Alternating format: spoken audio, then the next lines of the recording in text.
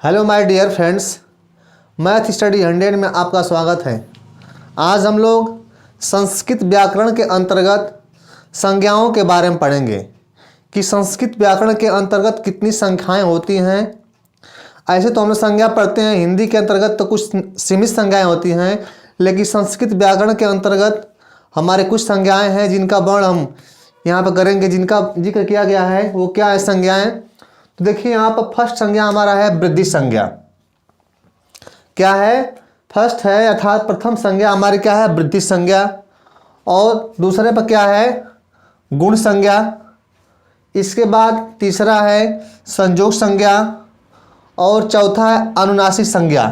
ये संज्ञा देखिए हमारा पूरी संज्ञा है। इसके बाद टी संज्ञा, इसके बाद है घी संज्ञा और सत संज्ञा, स्थानीय एवं आदेश संज्ञा, उपसर्ग संज्ञा। लेकिन हम क्या करेंगे, देखेंगे वृद्धि संज्ञा है, इसके बाद गुण संज्ञा हो गया। तो आप वृद्धि संज्ञा किसे कहेंगे? हम वृद्धि तत्पर क्या हमारा है जिसमें हमारा वृद्धि हो, उसे हम क्या कहेंगे? वृद्धि संज्ञा कहेंगे। इसको हम संधि के बारे में पढ़ेंगे, वृद्धि संज्ञा वृद्धि संधि क्या होती है, तो थोड़ा देखेंगे कि वृद्धि संज्ञा क्या होती है। तो आप वृद्धि संज्ञा उसे कहेंगे जहां पर आ हो गया, अय हो गया, ये सब अव हो गया। इनका निर्माण कैसे होता है? तो इनका निर्माण वृद्धि संज्ञा से करेंगे। जैसे कह दे रहा है कि नरेंद्र, सर ये नहीं, ऐसे कह देंगे, हम कह दें महौषध, कह दें महौषध। जो हमारा हौ शब्द है ये किसके द्वारा हो गया है? तो इसमें वृद्धि हुआ है, अर्थात क्या है?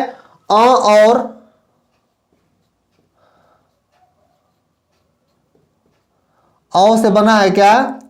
अ और ओ से बना है औ। तो ये क्या हो गया? अ और औ मिलकर क्या हो गया? औ बना। तो इसमें क्या हो गया? वृद्धि हो गया, अर्थात जब अ और ओ का संबंध हुआ तो इसमें क्या हो गया? औ का निर्माण हो गया। इस प्रकार से क्या हो गया? ये वृद्धि हो गया। इस वृद्धि संज्ञा के अंदर क्या आता है? आ हो गया, आय हो गया और आय हो गया। ये तीन क्या है? ये तीन वृद्धि के अंतर्गत आएंगी। और देखिए वृद्धि के सूत्र क्या होता है? तो इसका होता है वृद्धिरा द्वैच। क्या होता है?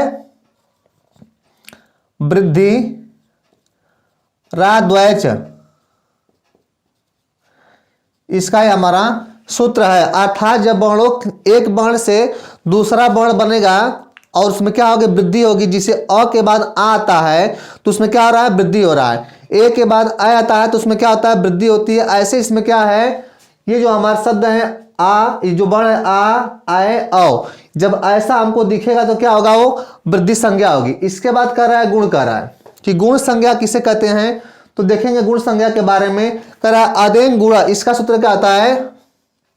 इसका सूत्र है आदेन गुणा। अब देखिए गुण कह रहा है तो गुण में हमारा क्या क्या आता है? गुण में आता है अ ए ओ। क्या आता है? अ ए, ये क्या है? ये गुण संख्या के पाठ में रहे हैं। कैसे गुण होगा? तो क्या होगा? अ ए और ओ। जब ये शब्द आएंगे तो क्या होगा? गुण संज्ञा होगी। जैसे हम कह दें कि नरेंद्र, तो यहां पर जो हमारा ये गुण बन रहा है अ प्लस ए से, क्या हो गया? अ प्लस ए से क्या बनेगा? सॉरी, अ प्लस ई से, अ प्लस ई से क्या बनेगा? ए का निर्माण होता है। जैसे हम कह लें कि नर धन इंद्र, तो क्या बन जाएगा? नरेंद्र का निर्माण होगा। अब देखिए इसमें क्या आ रहा है? गुण कहां से है? तो गुण यहीं से है, अ और ई। अ और ई बनकर क्या बना? तो ए का निर्माण हुआ। ए का निर्माण हुआ, उसे हम क्या कहेंगे? गुण संज्ञा कहेंगे। अर्थात इसका सूत्र क्या है? आदेन गुणा। मतलब क्या कर रहा है कि अ और ई जब मिलेंगे तो क्या होगा? ए का निर्माण होगा। तो यहां पर हो गया नरेंद्र हो गया। इसलिए हम कह लें सुरेंद्र, वीरेंद्र, सुरेंद्र, वीरेंद्र, धीरेंद्र, ऐसे जितने हमारे शब्द आएंगे वो क्या होंगे, गुण संज्ञा के अंतर्गत आएंगे। इसका देखते हैं हम, असंजोग का रहा है, संजोग संज्ञा, तो इसके बारे में बाद में पढ़ेंगे। अनुनासिक हो गया, टी संज्ञा हो गया, घी संज्ञा हो गया, सत संज्ञा हो गया, स्थानीय एवं आदेश संज्ञा हो गई, उपसर्ग संज्ञा हो गया। इसका देखते हैं स्ववर्ण का रहा है, स्ववर्ण संज्ञा। इसके बाद है प्रगृह्य संज्ञा, इसके बाद है घ संज्ञा और निष्ठा संज्ञा। ये सब क्या है, ये सब संज्ञाएं हैं। तो इनमें से जितनी संज्ञाएं मुख्य होंगी, प्रमुख होंगी, उनके बारे में हम बारी बारी चर्चा करेंगे। लेकिन देखते हैं पहले कितनी संज्ञाएं हैं, कौन कौन संज्ञा हैं, इनको हम एक बार पढ़ लेंगे।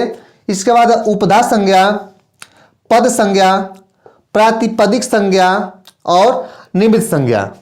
इसके बाद है सर्वनाम संज्ञा, अव्यय संज्ञा, विभाषा संज्ञा और संप्रसारण संज्ञा। इसके बाद है नदी संज्ञा, संहिता संज्ञा, प्रत्यय संज्ञा और आगम संज्ञा। और संज्ञाएं हैं, लेकिन हम प्रमुख संज्ञाओं का यहाँ जिक्र किए हैं। बस इसको हम इसलिए किए हैं थोड़ा इसके बारे में हम जान जाएं कि ये भी संज्ञाएं होती हैं। इसके बाद हम देखिए, हम बारी बारी से क्या करेंगे, सबके बारे में पढ़ेंगे। जो प्रमुख संज्ञाएं होंगी उन्हीं के बारे में पढ़ेंगे। आगे देखते हैं। अब जो मुख्य संज्ञाएं हैं उनके बारे में हम बारी बारी चर्चा कर लेते हैं। कह रहा है कि वृद्धि संज्ञा, गुण संज्ञा, संजोग संज्ञा, अनुनासिक संज्ञा, स्ववर्ण संज्ञा और अव्यय संज्ञा, इतनी संज्ञाओं के बारे में हम चर्चा कर लेंगे। इससे हमारा क्या होगा, काम निकल जाएगा। अब कह रहा है कि वृद्धि संज्ञा क्या होती है। कह रहा है कि आ, ऐ, औ की वृद्धि संज्ञा होती है। जहां भी ये हमारे शब्द रहेंगे, वर्ण रहेंगे, आ, ऐ, औ, जहां पे इन वर्णों का जिक्र किया जाएगा वो क्या होंगे, हमारी वृद्धि संज्ञा होगी। जैसे हम कह लें बनौषध,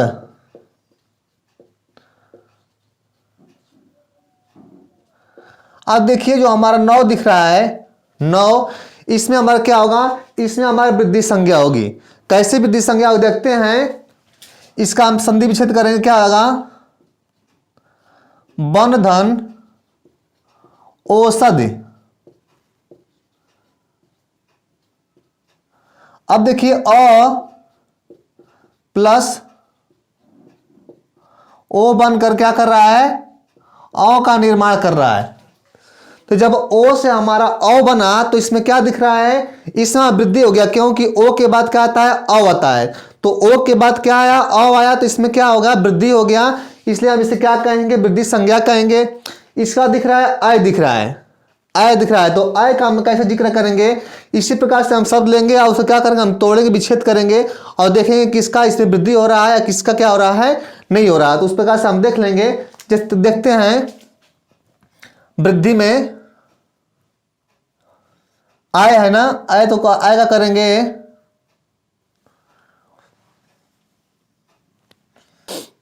इसके बाद देखते हैं हम आय के लिए, तो आय का कैसे निर्माण होगा देखेंगे। कर रहा है अद्यैव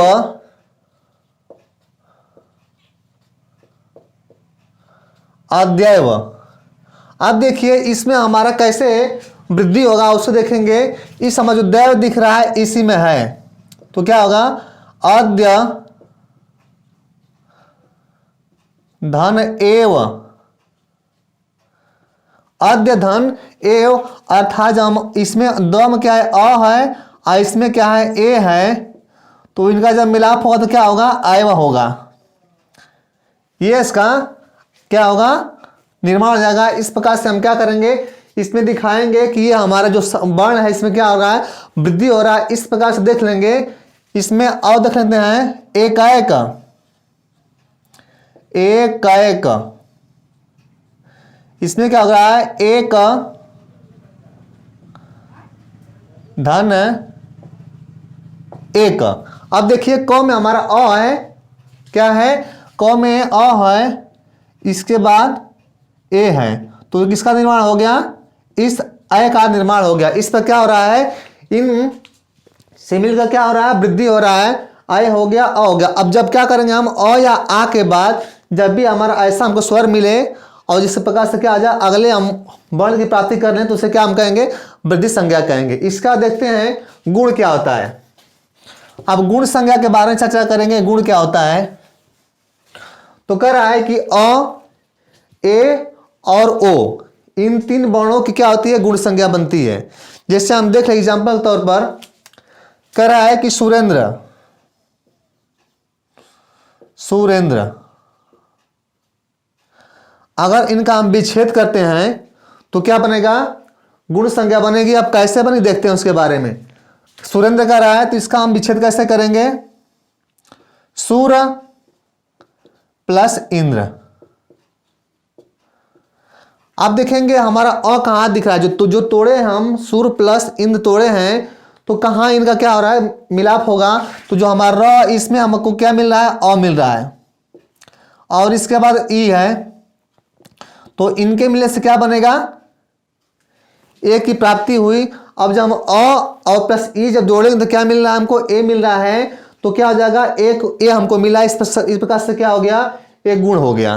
अगला देखते हैं, ओ कर रहा है, अभी देख लेते हैं इसके बारे में। जैसे कह दे कि नरेंद्र,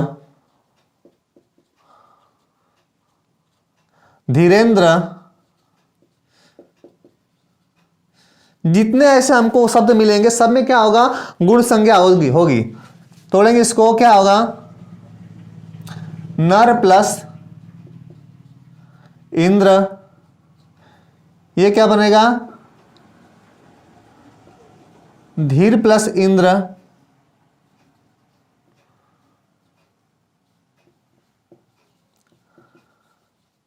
धीर प्लस इंद्र। सब में क्या बन रहा है, अ प्लस ई से हमको क्या मिल रहा है, ए की प्राप्ति हो रही है। क्या हो रहा है, सब में अ प्लस ई के मिलने से क्या हो रहा है, ए की प्राप्ति हो रही है। अर्थात इस पर से हम कह लेंगे कि इसमें क्या होगा, गुण संज्ञा होगी। जितने हमको ऐसे वर्ण शब्द मिलेंगे वो क्या कहलाएंगे, गुण संज्ञा कहलाएंगे। इसके आगे देखते हैं, अगला क्या है, कह रहा है संयोग संज्ञा। अगला है संयोग संज्ञा।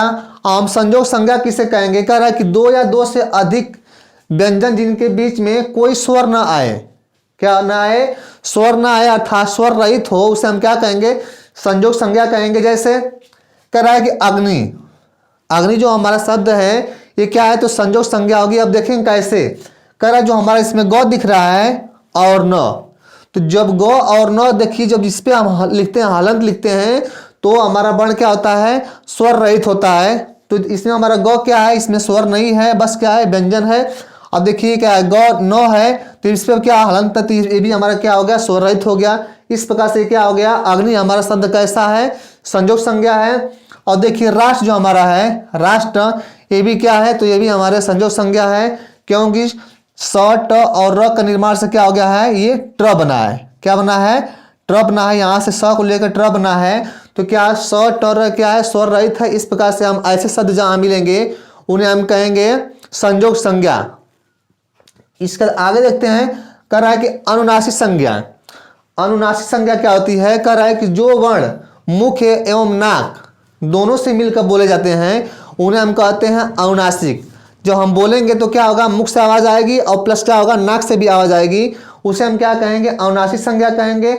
अब देखते हैं कैसे होगा, क्या ङ कर रहा है, य कर रहा है, ड़ कर रहा है, म कर रहा है। जब इनका हम उच्चारण करते हैं तो क्या होगा, मुख से तो आवाज आएगी, लेकिन कुछ कुछ आवाजें क्या होंगी, हमारे नाक से भी आएंगे, तो उन्हें हम क्या कहेंगे, अनुनासिक संज्ञा कहेंगे। अगर देखते हैं सवर्ण संज्ञा।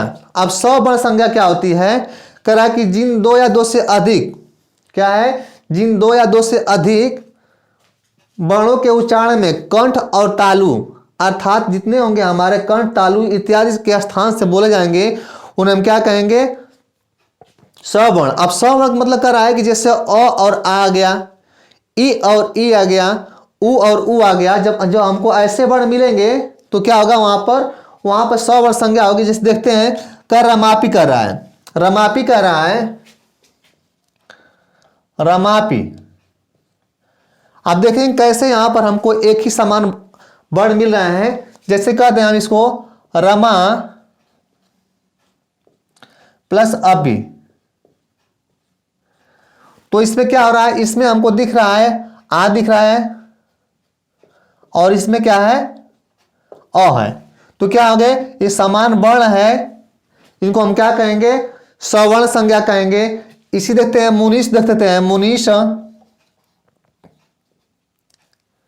इसमें भी क्या है, मुनि, ईश। तो क्या हो गया, ये भी हमारा क्या है, सवर्ण संज्ञा हो गया। आज देखते हैं भानुदय, देखते हैं भानुदय, जितने हमारे क्या है ये शब्द हैं सब क्या है, सवर्ण है। तो क्या हो जाएगा, भानु धन उदय या भानु प्लस उदय। देखिए क्या है, इसमें भी उ है, इसमें भी उ है, अर्थात क्या है, सवर्ण है, अर्थात समान वर्ण है, तो इसे हम क्या कहेंगे, सवर्ण संज्ञा कर लेंगे। इस प्रकार देखते हैं अव्यय संज्ञा, इतने हमारे क्या है इंपॉर्टेंट, इतने पढ़ लें तो काम चल जाएगा हमारा। अव्यय संज्ञा कर रहा है कि स्वरादि गण में, क्या कर रहा है, स्वरादि गण में पठित संज्ञों की, क्या है, पठित शब्दों की, निपात शब्दों की अव्यय संज्ञा होती है। किसकी संज्ञा होती है, जितने भी हमारे हैं स्वरादि गण में पठित शब्दों की और निपात शब्दों की ही अव्यय संज्ञा होती है। इसके अलावा किसी संज्ञा होती नहीं है, किसके अंतर्गत, तो अव्यय संज्ञा के अंतर्गत। अब देखते हैं स्वराद क्या होता है, इसके अंदर क्या आएंगे, स्वर आएंगे और प्रातर आएंगे, क्या आएंगे, स्वर आएंगे और प्रातर आएंगे। और निपात के अंदर क्या आएंगे, तो च, वा और ह, यही हमारे क्या है, निपात अव्यय हैं। अब इनके बारे में थोड़ा हम चर्चा कर लेते हैं। अब कह रहा है कि अव्यय जो हमारी संज्ञा होती है उसके अंतर्गत कुछ हमारे अब क्या है प्रत्यय है, उनका भी जिक्र कहाँ होगा, तो अव्यय संज्ञा के अंतर्गत होगा। जैसे कह रहे कत्वा, ल्यप, तुमुन प्रत्यय। अब देखिए इनका कैसे हम प्रयोग करते हैं, कैसे निर्माण होगा अव्यय संज्ञा का। तो कत्वा से हम क्या कर लेंगे, जैसे कह लेंगे कि पठित्वा हो गया, पठित्वा, तो इसका क्या होगा निर्माण, पठ धन कत्वा, जो हमारा प्रत्यय है कत्वा, तो जब निर्माण होगा हमारा इस पठ धातु से और कत्वा प्रत्यय से, तो क्या बनेगा, पठित्वा बनेगा। इस प्रकार से हम कह लेंगे, जैसे कर रहा है ल्यप कर रहा है, तुमुन कर रहा है, तो हम देखते हैं तुमुन का कर रहा हासितुम, हासितुम। अब जो हमारा ये शब्द है इसका निर्माण किससे हुआ है, तो तुमुन प्रत्यय से हुआ है। तो इसका हम जब करेंगे विस्तृत क्या बनेगा, हस धन तुमुन, तुमुन, तो क्या आ जाएगा, हासितुम बनेगा। इस प्रकार से हम क्या कर लेंगे, जो हमारा पठित्वा है, हासितुम, ऐसे जो हमारे अनेक शब्द मिलेंगे वो क्या आएंगे, तो अव्यय संज्ञा के अंतर्गत आएंगे। अब देखते हैं अगला कर है कि अव्यय भाव जो हमारा समास होता है, इसके भी हमारे क्या है, जो कुछ शब्द हैं वो किसके अंतर्गत आएंगे, तो अव्यय संज्ञा के अंतर्गत आएंगे। क्योंकि प्रथम पद अव्यय होता है, जैसे प्रतिदिन कर दिया, तो क्या होगा, प्रति हमारा क्या है, अव्यय तो है, लेकिन कौन संज्ञा होगा, तो अव्यय संज्ञा होगा। इसके बाद कह रहा है कि अधिहरि, अध्यात्म और उपगंगम, ऐसे हमारे जितने शब्द आएंगे, अर्थात कुल मिलाकर हम ये कह लें कि जितने भी हमारे अव्यय भाव समास होंगे, अव्ययी भाव समास होंगे, वो क्या होंगे, अव्यय संज्ञा के अंतर्गत आएंगे। ये हमारे क्या थे, तो महत्वपूर्ण संज्ञाएं थी जिनके बारे में हमने चर्चा की है। इससे अधिक कुछ आता नहीं है, इतना हम पढ़ लेंगे, इससे हमारा क्या होगा काम ओके जाएगा। Okay, thanks.